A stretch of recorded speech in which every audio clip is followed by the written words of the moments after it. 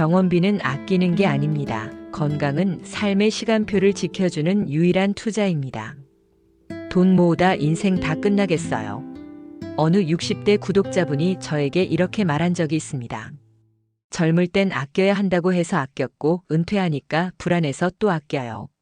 그런데 남는 게 없네요. 그 말이 가슴에 오래 남았습니다. 우리는 평생 아끼는 법을 배웠습니다. 입는 거, 먹는 거, 쓰는 거, 심지어는 웃는 것마저. 그러다 보니 병원비도 아끼게 됩니다. 감기쯤이야 며칠 지나면 낫겠지. 허리 좀 뻐근한 거 찜질 한 번이면 괜찮아지겠지. 하지만 나이가 들면 달라집니다. 예전 같지 않다는 걸 몸이 먼저 말해줍니다. 감기 한 번에 일주일을 앓고 무릎이 아프기 시작하면 한 계절을 통째로 통증과 함께 살아야 합니다. 그리고 무엇보다 한 번 무너진 건강은 쉽게 회복되지 않습니다. 돌이킬 수 없는 경우도 있죠. 쇼펜하우어는 말했습니다. 건강은 모든 행복의 기초이다. 건강을 잃으면 모든 것이 무의미해진다. 아무리 돈이 많고 가족이 곁에 있어도 몸이 아프면 세상 모든 것이 멀어집니다. 가고 싶은 곳도 못 가고 먹고 싶은 것도 못 먹고 심지어 누군가의 손을 잡는 일조차 힘겨워집니다. 그래서 저는 감히 말합니다.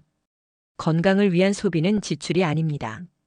그건 미래를 지키는 투자입니다. 병원비는 보험입니다. 지금 조금 써서 나중에 더 큰 돈을 막는 투자이자 방패입니다. 그런데 많은 분들이 이렇게 말합니다. 아직은 괜찮아요. 그 정도는 아니에요. 하지만 그 괜찮다는 말이 얼마나 위험한지도 저는 현장에서 수없이 봐왔습니다. 70대 초반의 한 어르신이 있었습니다. 평소 혈압이 좀 높았지만 별일 없으니 괜찮다며 병원도 약도 미루셨어요. 결국 어느 날 새벽 갑작스러운 어지럼증으로 쓰러졌고 뇌경색 진단을 받으셨죠. 그분은 이렇게 말씀하셨습니다. 그때 건강검진 한 번만 더 받았더라면 이 손 하나 못 움직이는 지금의 나는 없었을 텐데. 후회는 반드시 늦게 찾아옵니다. 건강을 잃고 나서야 비로소 그 가치를 절감하게 되죠.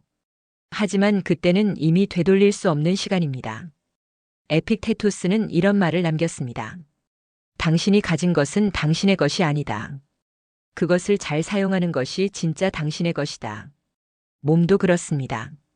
아무리 멀쩡해 보여도 돌보지 않으면 나를 떠납니다. 그렇게 가장 소중한 것을 잃고 나서야 우리는 아낀다는 착각에서 깨어납니다. 병원비, 약값, 건강검진, 영양제. 이 모든 것은 돈을 버리는 게 아닙니다. 오히려 삶의 시간을 사는 비용입니다. 나중에 병상에 누워 아무것도 할 수 없는 시간보다 지금 병원에 다녀오는 2시간이 훨씬 저렴한 대가입니다. 그렇다면 지금 무엇을 해야 할까요? 답은 단순합니다. 병원에 가세요. 검진 받으세요. 몸이 보내는 작은 신호라도 절대 넘기지 마세요. 정기검진은 1년에 한 번 기본입니다. 고혈압이나 당뇨 경력이 있다면 6개월마다 추적하세요. 관절 통증은 참고 넘기지 말고 바로 병원에서 진단받으세요. 영양제도 필요하다면 아낌없이 챙기세요. 특히 칼슘, 비타민 D, 마그네슘, 오메가3 같은 것들은 노년 건강에 큰 역할을 합니다. 건강은 나중에 챙길 수 있는 것이 아닙니다. 건강은 지금만이 유일한 기회입니다. 어떤 분들은 병원에 가는 걸 두려워합니다. 혹시 큰 병이라도 발견되면 어쩌지? 하지만 병은 모른다고 사라지지 않습니다. 그저 조용히 자라고 있을 뿐이죠. 알고 대처하면 다스릴 수 있지만 모른 채 방치하면 그땐 이미 늦습니다. 혹시 지금 어딘가 불편한데도 이 정도쯤이야 하며 지나치고 계신가요? 그게 바로 건강이 보내는 마지막 경고일지도 모릅니다. 지금 아끼는 병원비가 미래에는 내 자유를 빼앗아가는 손실이 될 수도 있습니다. 그러니 오늘 꼭 기억하세요. 병원비는 아끼는 것이 아닙니다. 그건 시간과 삶의 자유를 지키는 가장 현명한 지출입니다. 지금 지출하지 않으면 나중에 반드시 더 큰 대가로 돌아옵니다. 지금 이 순간에도 내 몸은 조용히 나에게 신호를 보내고 있을지 모릅니다. 귀 기울여 주세요. 몸은 말보다 먼저 진실을 말합니다. 밥 한 끼가 삶을 바꿉니다. 아껴야 할 건 돈이 아니라 나 자신입니다. 언제부턴가 혼잣말처럼 이런 소리를 하게 됩니다.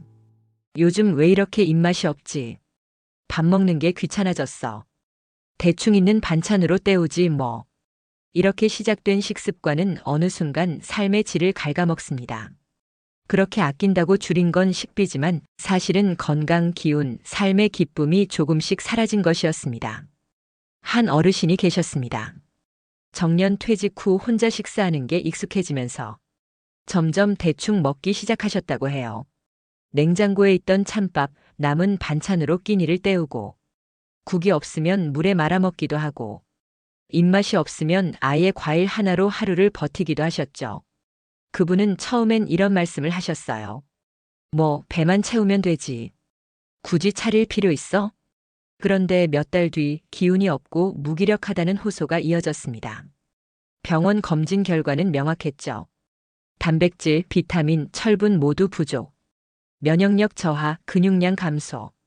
정작 병원에서의 처방은 잘 챙겨 드세요였습니다. 치료보다 먼저 식사의 복구가 필요했던 겁니다. 파스칼은 말했습니다.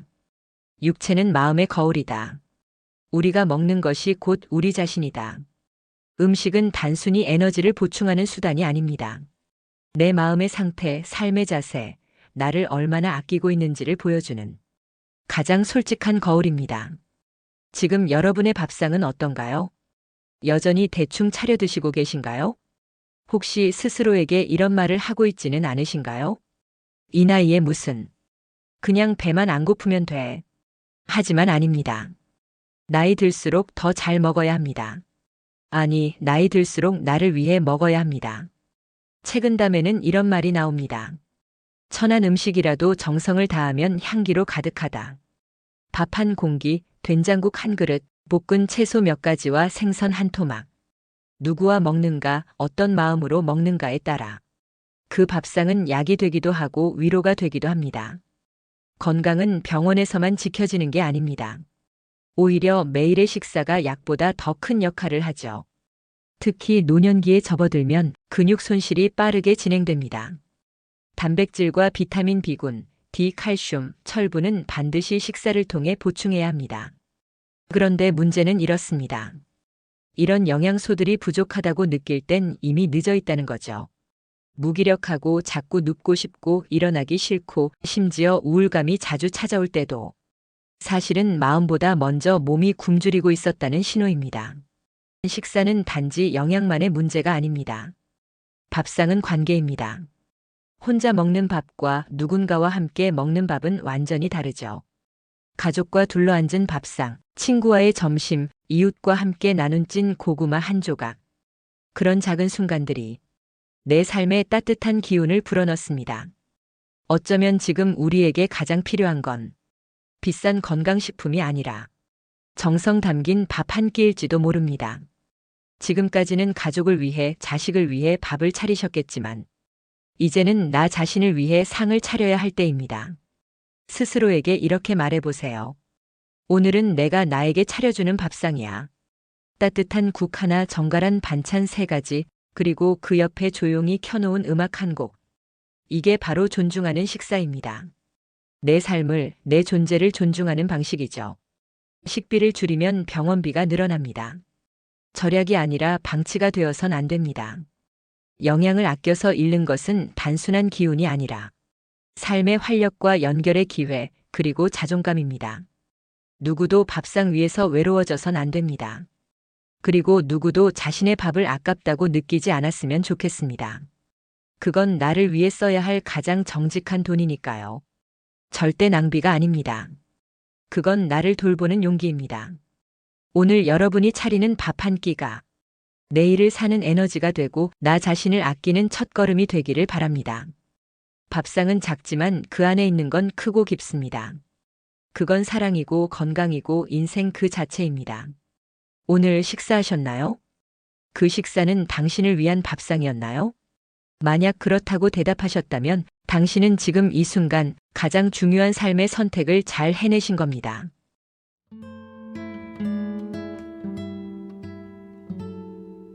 사람은 사람으로 치유됩니다. 관계에 쓰는 돈은 마음을 지키는 비용입니다. 어느 날 정년 퇴직한 한 선배가 이런 말을 하셨습니다. 출근을 안 하니 하루 종일 전화 한 통 안 와. 예전엔 매일 울리던 전화벨 소리가 이젠 가끔 울리면 누가 돌아가신 줄 알겠더라. 그 말을 듣고 저는 한참을 멍하니 있었습니다. 사람은 사람과의 연결 속에서 살아가는 존재인데 그 연결이 끊기면 생각보다 빨리 시들어갑니다. 외로움은 조용히 찾아옵니다. 아무 일도 없는 하루가 반복될수록 문득 누군가에게 연락하고 싶지만 망설여질 때 괜히 방해될까봐, 괜히 나만 심심한 건 아닐까. 이런 생각이 앞서면서 손은 멈추고 마음은 점점 다쳐갑니다. 하지만 사람은 사람으로 치유되는 존재입니다. 말 한마디, 눈빛 하나, 손 한 번 잡아주는 것만으로 마음이 따뜻해지고 자신이 잊힌 존재가 아니라는 걸 깨닫게 됩니다. 공자는 말했습니다. 3인행이면 필요하사. 세 사람이 길을 함께 간다면 그 중에 반드시 배울 점이 있는 이가 있다. 사람은 혼자 살 수 없고 함께 살아갈 때 스스로를 더 잘 알게 됩니다. 그래서 관계는 단순한 사회적 연결이 아닙니다. 그건 내 인생을 더 깊게 이해하는 과정입니다. 문제는 많은 사람들이 관계를 당연하게 여긴다는 겁니다. 친구니까, 가족이니까, 오래 봐왔으니까. 그저 가만히 있어도 이어질 거라고 믿습니다. 하지만 관계는 멈추면 끊어집니다. 기름칠하지 않은 기계처럼 서서히 녹이 슬고 어느새 전화 한 통이 낯설어지고 문득 길거리에서 마주쳐도 어색한 사이가 됩니다. 관계는 유지하는 데 정성이 필요합니다. 그리고 그 정성에는 약간의 시간, 약간의 돈, 그리고 많은 마음이 담겨야 합니다. 밥 한 끼, 커피 한 잔. 별것 아닌 것처럼 보이지만 그게 바로 관계의 끈을 잇는 기름입니다. 친구 생일에 조그만 케이크 하나. 가족 모임 때 직접 쑤어간 팥죽 한 그릇. 오랜만에 만나는 지인에게 사는 커피 한 잔. 그 작은 지출이 사실은 나는 당신을 기억하고 있어요라는 가장 진심 어린 메시지가 됩니다. 발타자르 그라시아는 말했습니다. 지혜로운 이는 관계를 돌보는데 인색하지 않다. 돈이 많아서가 아니라 관계가 중요하다는 걸 아는 사람은 소소한 지출을 아끼지 않습니다. 왜냐하면 그 돈은 마음의 온기이기 때문입니다. 실제로 은퇴 후 삶에서 가장 후회하는 것 중 하나는 사람들과의 연결을 지키지 못한 것이라고 합니다. 더 이상 조직이 관계를 유지해주지 않습니다. 직장 동료와의 인연도, 아파트 이웃과의 안부도 이제는 내가 먼저 나서야 이어집니다. 잘 지내세요? 이번 주에 시간 괜찮으세요? 저번에 드렸던 책 재미있게 읽으셨어요? 그 한마디 한마디가 관계를 연결하는 다리입니다. 그 다리를 놓는 데 드는 건 돈이 아니라 용기입니다. 한 어르신은 매달 일정한 날에 친구에게 점심을 사는 걸 약속처럼 지켜오셨다고 합니다. 나는 친구 생일보다 우리 둘만의 점심날이 더 중요해. 그날만은 나도 그 친구도 서로 살아있음을 확인하거든. 그분은 외로움을 병으로 여기지 않으셨습니다. 그건 몸보다 먼저 아픈 것이라고 하셨습니다. 몸이 아프면 병원에 가지만 마음이 외로우면 어디로 가야 할까요? 누군가에게 다가가는 것. 그것밖에 없습니다. 혹시 떠오르는 사람이 있으신가요? 오래 연락 못한 친구. 자주 생각은 나지만 바쁘다는 이유로 미뤄둔 지인. 가끔 서운했지만 여전히 마음속에 있는 가족. 오늘 그분에게 커피 한 잔 사세요. 아니면 그냥 전화 한 통도 좋습니다. 생각나서 연락했어요. 그 한마디가 상대에겐 오랜 겨울을 녹이는 봄 햇살이 될 수도 있습니다. 누구도 외로움에 강하지 않습니다. 특히 나이 들수록 말은 줄어들고 생각만 많아질 때면 그 공허함이 더 크게 느껴지죠. 그럴 때는 마음보다 손이 먼저 움직여야 합니다. 전화를 걸고 메시지를 보내고 잠깐이라도 함께 밥을 먹고 같이 걷고 이야기를 나누면 그 모든 텅 빈 마음이 조금씩 메워집니다. 사람은 사람으로 치유됩니다. 어떤 약보다도 어떤 음식보다도 진심 어린 관계가 사람을 살립니다. 오늘 내가 쓴 돈이 나를 위한 소비였다면 그중 가장 현명한 소비는 누군가와 함께한 시간일 겁니다. 사람과 사람 사이에 놓인 한 잔의 커피, 그건 따뜻한 손잡이와 같습니다. 관계를 다시 열게 해주는 작은 열쇠죠. 오늘 누군가에게 다가가 보세요. 돈보다 귀한 마음을 건네보는 날이 되시길 바랍니다.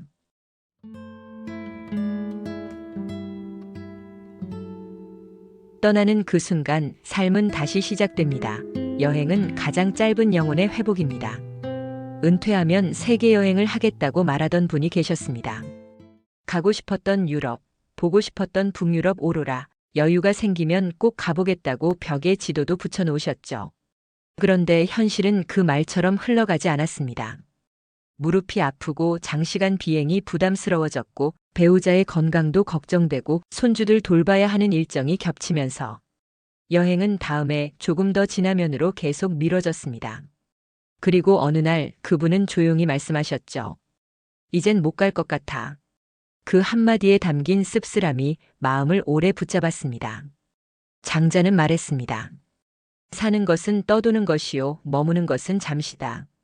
우리는 이 땅 위에 잠시 머물다 떠나는 존재입니다. 그렇기에 한 곳에만 머물기보다는 다른 하늘을 보고 다른 공기를 마시고 다른 이야기를 만날 때 비로소 내 삶이 더 깊어집니다. 하지만 많은 분들이 말합니다. 여행은 젊을 때나 가는 거지. 이제는 몸도 마음도 다 귀찮아요. 그런데요, 그래서 더 가셔야 합니다. 지금이 가장 젊은 날이니까요. 체력이 허락할 때, 혼자라도 떠날 수 있을 때, 아직 내 두 발로 걸을 수 있을 때, 그때가 바로 여행의 시작점입니다. 여행이란 단지 관광지를 찍고 오는 일이 아닙니다. 사진을 남기는 것이 목적이 아닙니다. 니체는 말했습니다. 떠나라. 스스로를 찾을 수 있는 곳으로. 여행은 그동안 놓치고 있던 나를 다시 마주하는 시간입니다. 누군가의 엄마, 아빠, 아내, 남편이 아닌 나라는 한 사람의 이름을 되찾는 순간입니다. 자연 앞에서, 풍경 앞에서, 낯선 사람들과의 대화 속에서 우리는 조금씩 마음을 싣고 영혼의 숨을 불어넣게 됩니다. 멀리 갈 필요 없습니다. 기차 타고 한두 시간 거리의 시골 마을, 산책하기 좋은 바닷가, 봄꽃이 피는 고궁, 겨울 햇살이 따뜻한 온천 마을. 그곳은 낯설지 않지만 우리를 새롭게 해주는 풍경입니다. 가까운 곳이더라도 그 공간에서 마시는 커피 한 잔, 평소보다 길게 걷는 산책길, 시장 골목에서 만나는 사람들. 그 모든 것이 경험으로 남고 그 경험은 내 삶의 이야기가 됩니다. 은퇴 이후 삶에서 중요한 건 돈이 아니라 이야기입니다. 누구를 만나든 무엇을 하든 이야기가 있는 사람은 늙지 않습니다. 그때 제주도 바닷가에서 혼자 노을 봤는데 그 시골 장터에서 사투리 쓰는 아주머니가 해준 한마디가 참 따뜻했어요. 그런 기억들이 우리를 견디게 합니다. 그것이 바로 여행의 진짜 선물입니다. 지금 돈 아껴야지 언제 무슨 일이 생길지 몰라. 그 생각 이해합니다. 하지만 물어보고 싶습니다. 지금 안 쓰면 그 돈을 언제 쓰실 건가요? 지금 떠나면 두 발로 걸을 수 있습니다. 지금 떠나면 눈으로 풍경을 온전히 담을 수 있습니다. 지금 떠나면 가슴이 아직 설렘을 기억합니다. 떠나는 일엔 용기가 필요하지만 떠나고 나면 반드시 느끼게 됩니다. 잘했어. 오길 정말 잘했어. 여행에는 낭비가 없습니다. 돈은 사라지지만 경험은 쌓이고 몸은 조금 피곤하지만 마음은 훨씬 가벼워집니다. 관절은 아플지 몰라도 가슴은 다시 뜁니다. 그게 바로 여행입니다. 가장 짧은 치유, 가장 긴 여운. 가장 작지만 강력한 인생의 전환점. 여행을 준비한다는 건 삶을 다시 살아갈 힘을 모으는 일입니다. 여권을 꺼내는 게 아니라 내 마음을 일으키는 일입니다. 낯선 골목, 처음 본 풍경, 그 속에 선 당신은 익숙했던 삶에서 벗어나 새로운 자신을 발견하게 될 겁니다. 혹시 오늘 당신이 걸을 수 있다면, 혼자 밥을 먹을 수 있다면, 카메라 한 대 없이도 눈으로 풍경을 담을 수 있다면 그건 떠날 수 있는 조건입니다. 오늘 지도를 펴보세요. 그리고 손으로 한 군데 짚어보세요. 그곳이 어디든 당신은 그곳에 갈 자격이 있습니다.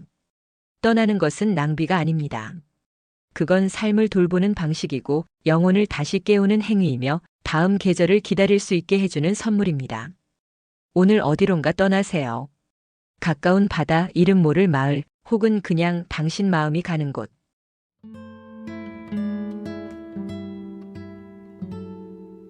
나에게 쓰는 시간, 나를 다시 시작하는 취미, 이제는 관객이 아니라 주인공으로. 나도 한때는 무언가를 좋아했던 사람인데 이 말을 들을 때마다 저는 마음 한쪽이 묵직해집니다. 누군가는 젊었을 땐 음악을 좋아했고, 누군가는 그림을 그렸고, 또 누군가는 매일 시를 적으며 살았다고 말합니다. 하지만 지금은 대부분 이렇게 말하죠. 그땐 시간이 없었어요. 지금은 늦은 것 같아요. 그런데요, 정말 늦은 걸까요? 아니면 다시 시작하는 용기가 익숙하지 않을 뿐일까요? 몽테뉴는 말했습니다. 철학은 삶을 즐기기 위한 가장 실용적인 도구다. 우리는 늘 살아야 한다는 부담 속에서 살아왔습니다. 가족을 책임지고, 자식을 뒷바라지하고, 회사를 위해 내 시간을 내어주고. 그러다 보니 어느 순간 나는 무엇을 좋아했는가?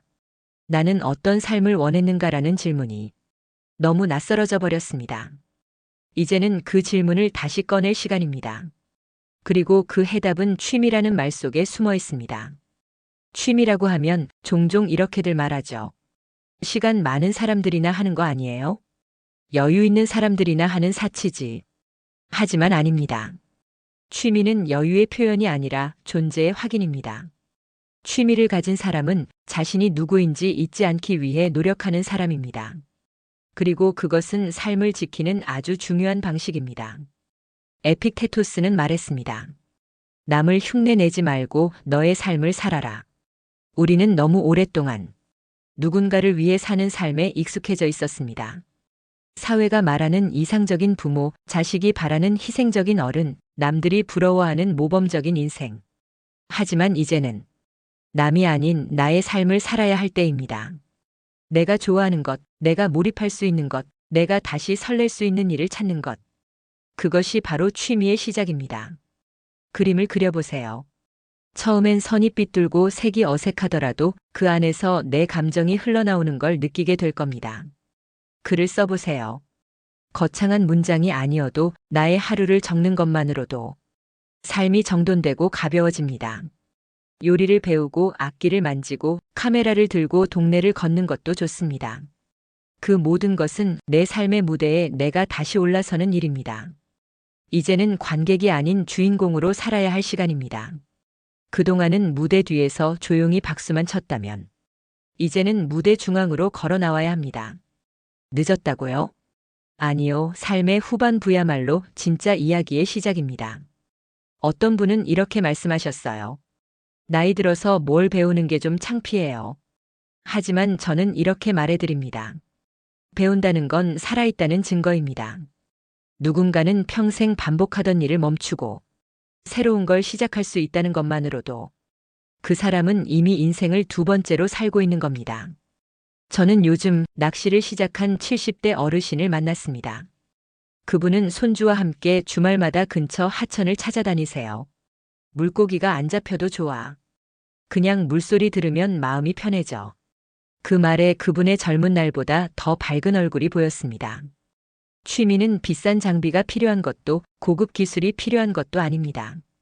그저 내가 좋아하는 일에 시간을 쓰겠다는 다짐이면 충분합니다. 그리고 그것을 위한 작은 지출은 돈보다 훨씬 큰 가치를 만들어냅니다. 필통 하나, 수채화 세트 하나, 중고 카메라 하나, 동네 문화센터 수강료 한 달치. 그 모든 것이 내 삶을 환기시켜주는 작지만 위대한 투자입니다. 혹시 지금 마음속에 언젠가 꼭 해보고 싶었던 일이 떠오르셨나요? 그렇다면 오늘 그 첫걸음을 떼보세요. 정보를 검색해보고 관련 책을 한 권 사보고 그 분야를 하고 있는 사람을 찾아보는 것만으로도 삶은 이미 방향을 틀고 있습니다. 이제는 나를 위한 소비가 필요합니다. 그건 절대 이기적인 일이 아닙니다. 그건 잊혀졌던 나를 다시 초대하는 일입니다. 삶의 후반부는 그동안 미뤄왔던 나를 위한 시간입니다. 그 시간을 어떻게 쓸 것인가?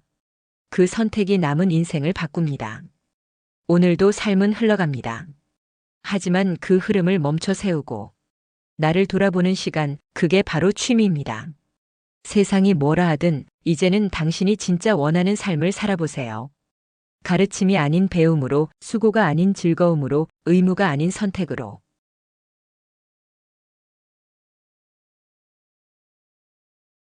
이 5가지 지금 아니면 못합니다. 아끼는 인생은 끝났습니다. 누군가는 말합니다. 이제 나이도 있고 몸도 예전 같지 않고 늦은 거 아니에요? 하지만 저는 단 한마디로 대답하고 싶습니다. 지금이 내 인생에서 가장 젊은 날입니다. 우리는 너무 오랫동안 참고 살아왔습니다. 돈을 아꼈고 감정을 눌렀고 하고 싶은 말도 삼켰고 하고 싶던 일은 늘 나중에로 미뤘습니다. 하지만 그 나중은 생각보다 쉽게 오지 않습니다. 몸이 보내는 신호, 마음이 보내는 갈망, 기억이 자꾸 돌아보는 그 순간들을 더는 모른 척하지 마세요. 쇼펜하우어는 말했습니다. 삶은 유예할 수 없다. 지금 여기에서 살아야 한다. 우리는 미래를 위해 아껴왔지만 그 미래가 오늘이었다는 걸 이제야 깨닫습니다. 아프기 전에 병원에 가는 것. 허기지기 전에 따뜻한 밥 한 끼를 차리는 것. 혼자 있기 전에 친구에게 먼저 연락하는 것. 가기 힘들어지기 전에 여행을 떠나는 것. 내가 사라지기 전에 나를 돌아보는 것. 이 모든 건 지금이 아니면 할 수 없는 일입니다. 내일은 언제나 불확실합니다. 하지만 오늘은 내 손 안에 있는 시간입니다. 그러니 매일 아침 자신에게 이 질문을 던져보세요. 오늘 나는 나에게 무엇을 썼는가? 남을 위해서가 아니라 내 삶을 사랑하기 위해 쓴 그 소비는 절대 낭비가 아닙니다. 그건 삶을 살기 위한 정직한 용기입니다. 우리는 평생 아끼는 법만 배웠습니다. 하지만 이제는 아낌없이 살아야 할 시간입니다. 몸이 아프지 않게, 마음이 굳지 않게, 관계가 끊기지 않게, 기억이 흐려지지 않게, 그리고 내가 나를 잊지 않게. 이제는 주저하지 마세요. 살아있는 날들 속에서 당신을 가장 따뜻하게 품어주는 선택을 하세요. 아끼는 인생은 끝났습니다. 지금부터는 아낌없이 살아야 할 시간입니다. 여러분이 무엇을 선택하든 그것이 진심으로 당신을 위한 선택이 되길 바랍니다. 여러분의 소중한 시간 내주셔서 진심으로 감사드립니다. 이 영상이 도움이 되셨다면 구독과 좋아요, 알람 설정 부탁드려요. 여러분의 따뜻한 클릭 하나가 더 좋은 콘텐츠를 만드는 큰 원동력이 됩니다. 여러분의 지혜로운 선택이 더 나은 미래를 만듭니다. 앞으로도 삶에 도움이 되는 이야기 꾸준히 전해드릴게요. 다음 영상에서도 유익한 이야기로 찾아뵐게요. 그때까지 건강하고 행복한 하루 보내세요. 감사합니다.